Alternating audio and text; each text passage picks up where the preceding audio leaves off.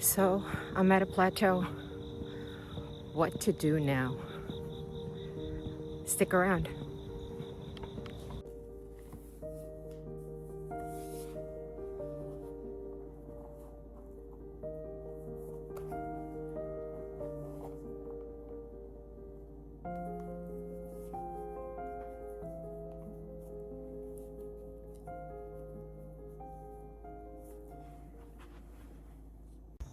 Hey everyone, welcome back.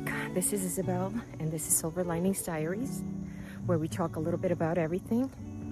But this video in particular is about not seeing the scale budge more lately. It's been a fluctuating deal.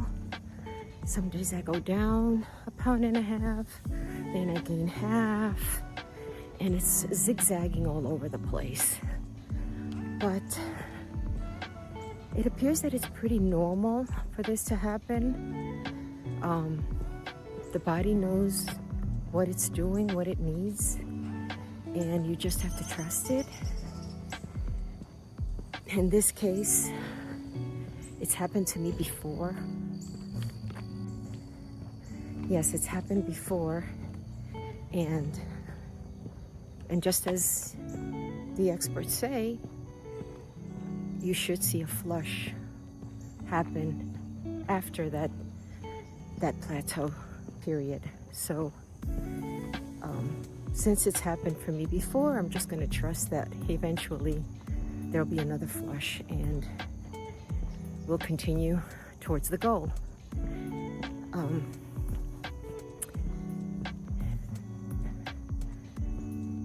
Now obviously, for some reason, you know that the closer you get to your goal, the slower it gets. And so, as I also stated in my previous video, I am not in a rush. I don't have any particular event that I'm rushing to prepare for.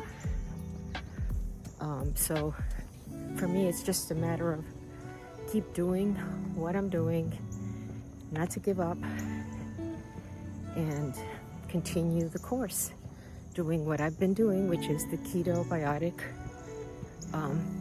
regimen that Mindy Pelz talks about in her books. I've also adapted some variations simply to confuse the body a bit,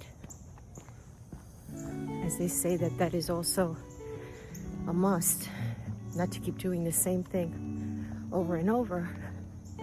So I switch it up here and there. Sometimes I have an early breakfast and my dinner is way earlier.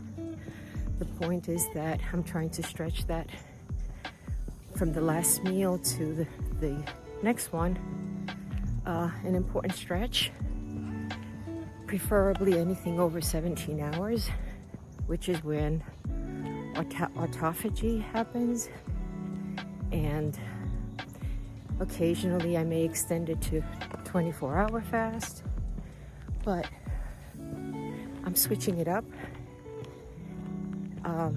until I feel that I'm in a place where I've accomplished what I set out to do and that I can have control. Just basically, it's about control.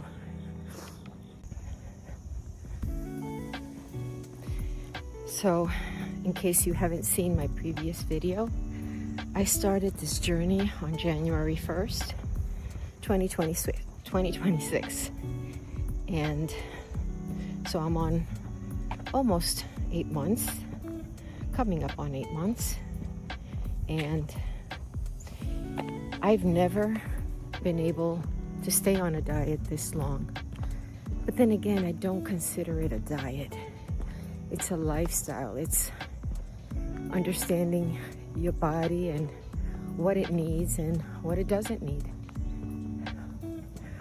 One positive and very important thing that happened to me during this time is that I believe I've conquered the emotional eating aspect, because for pretty much most of my life I have been an emotional eater.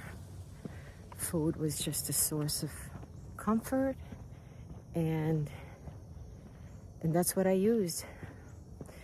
Not drugs, not alcohol, not any other kind of vice, but food. And not sweet so much. Definitely not sweet. My weak spot was carbs. I would love my bagel, sandwiches, pastas, things of the sort. And although I was eating within my calorie restrictions during diets, I had no notion what keto was about. And when I did keto once, I did it completely wrong.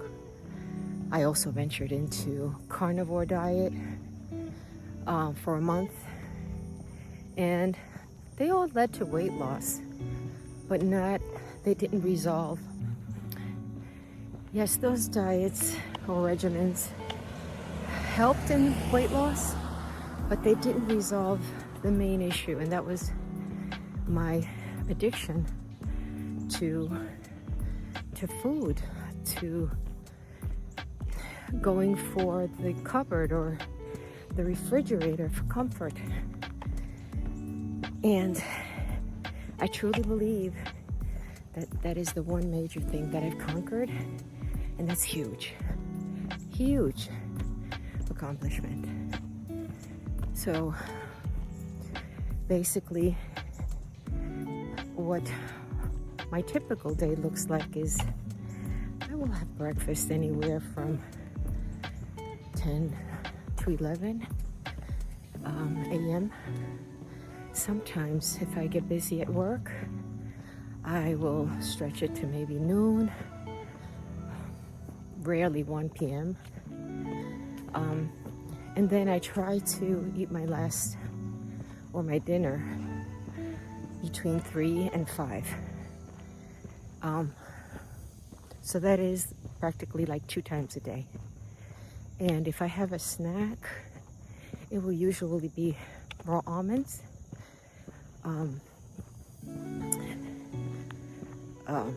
maybe a quarter of an avocado, just to, if I have some hunger feelings, I will eat quarter of an avocado. And during these hot summer days,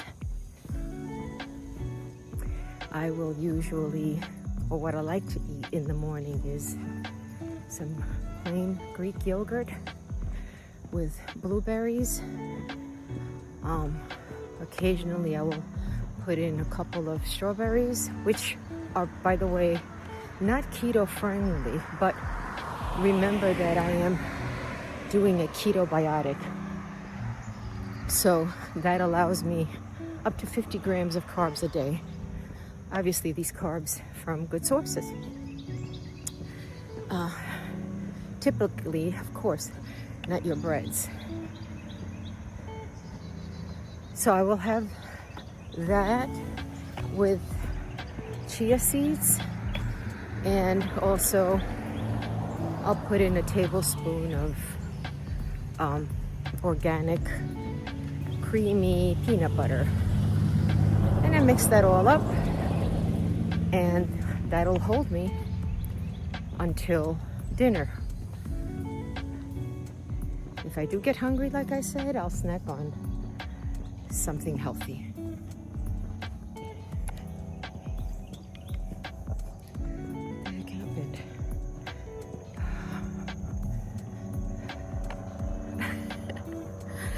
What the heck happened? Dinner will consist of some protein, chicken or beef, fish, with a salad or maybe a side of vegetables, and I'll alternate my breakfasts to maybe 2 eggs in the morning, scrambled eggs with avocado and some blueberries as well on the side. Nothing complicated. I like to keep things simple. I don't like long meal prepping. I like to keep it simple. Now, on the days, which usually I get my Sundays are sort of free, but not free to eat like a wild woman, but simply to just up the carbs a little bit, maybe to 100. And this is also Mindy Pell's suggestion. And so I will have that occasional, maybe half a slice of sourdough bread, just a little bit. And it really feels good because I know that it's okay, again, so long as I'm not just, overeating. But I know that the next day, if I do have something a little extra, what I'll do is I'll extend the fast the next day and I'll hop right back on. Again, this is not a matter of having a deadline. It could take me a year for all I really care. It's just a matter of conquering the emotional eating, basically. And already with having lost what I have lost, I feel way better. Just way better emotionally, physically. And I know I'm not all there, but I trust that eventually I will get there. I would encourage everyone to read, watch YouTube videos on intermittent fasting, its benefits, extended fast and its benefits according to the time frame, whether it's 18 hours, 20 hours, 24, 36, 72, 5 days, whatever. The most I've done is 3 days water fast, and that was when I started in January, on January 1st. And you can watch that video for more details on what it was about. But once you're on board, I think that just knowing that you're doing something for your body, for your health. I don't know about longevity, because honestly I feel that that's up to God. God has already ordained my days, but it's just about not feeling like you're not well. If you're unable to talk and walk, if you're unable to climb stairs, if you're unable to climb a hill, things like that. It's just to have an overall better stamina, better feeling about yourself. And yes, looking in the mirror and putting on an old pair of jeans, those things give me joy. They make me happy.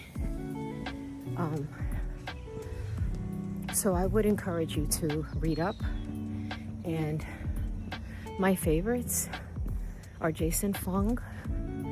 He wrote the book The Obesity Code. He's great. Mindy Pell's, of course. She has plenty of YouTube videos out there, and she specifically dedicates her channel to women, mostly women.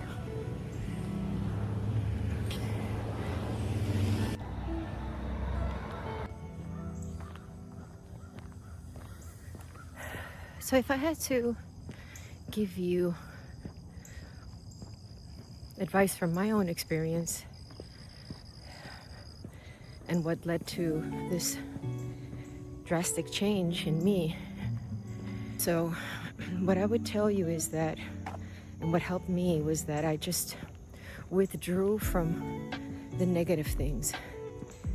I stopped allowing external sources and people from just basically ruining my day. It's not worth it. And so what I did was I just simply turned off a lot of the news. I stopped caring, actually, because ultimately, if I'm a professed Christ follower, then I know who's in control. And there's nothing that I can do to change things. So that was one aspect. And also, I've stepped away from a lot of the social media. And you know how it is. You go to social media and everyone is smiling, everyone is happy, everyone is doing fun things. They have the perfect husbands, the perfect wives, and it can get you down, especially someone like me who is alone. And that was also kind of depressing me. So I just stopped paying attention to those things. And you could say, oh, you're jealous, or it's envy. No, I truly didn't envy any one of them. I actually would say, wow, that is such a blessing to have a marriage like that, to have a family like that, to have children like that. It doesn't work that way. And the reality is, everyone's got their problems. Everyone. And it's just that social media has a way of making you think otherwise. And I'm not going to say much more about that because I'm simply referring to myself, my experience, my thoughts. Now, they could be your thoughts too, or maybe not. But basically, very rarely will you see somebody complain on social media. And honestly, if they do, maybe people wouldn't watch them anyway, so who knows what's best for them. But for me, that's what I did. I withdrew from TV a lot. And just basically, once my mind was cleared from that, that's when I noticed that my creativity, my head churning, what can I do? And honestly, I had been praying about it for a long time. I had been praying to God to show me something that I could do that would make me feel like I had a purpose, something to look forward to. And not just anything, but something that I truly enjoyed. And then the thought of this YouTube channel came along, and I said, I think I'm in. Whether I have anything to, give to the community that's watching or not, that's not the main focus. My main focus is just documenting and leaving a legacy, leaving something to my children, my grandchildren, and my future generations. I don't know, but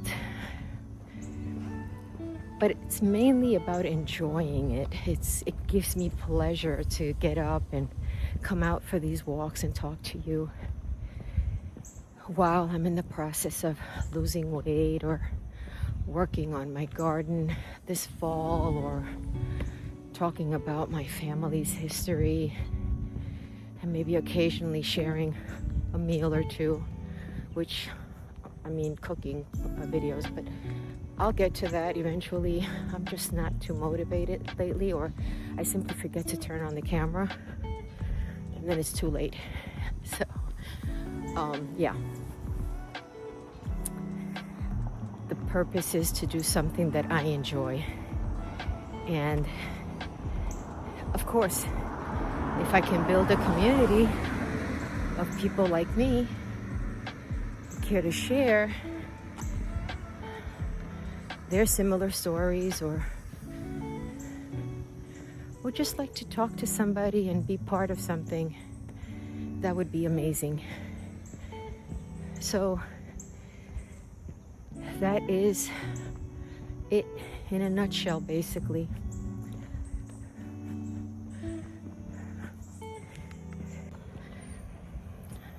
There are many others.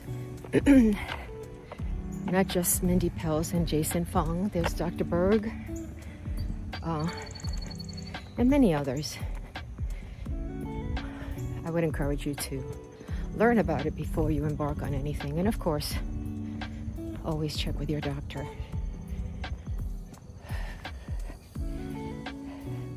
Personally, I'm not on any meds, and I'm just working to get my blood work more stabilized, specifically cholesterol, although doctors sometimes say that that's not that important if other things are okay. But either way, I do want to get it down some. We'll see. At the year mark, 2027 will tell the story of a year on keto-biotic living. So folks,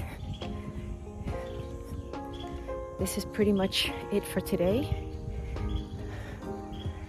Feel free to comment. I would love to hear from you. And like and share with friends if you find it helpful to somebody else. And I look forward to our next walk and talk for more topics. I hope you have a wonderful day. Till next time, bye.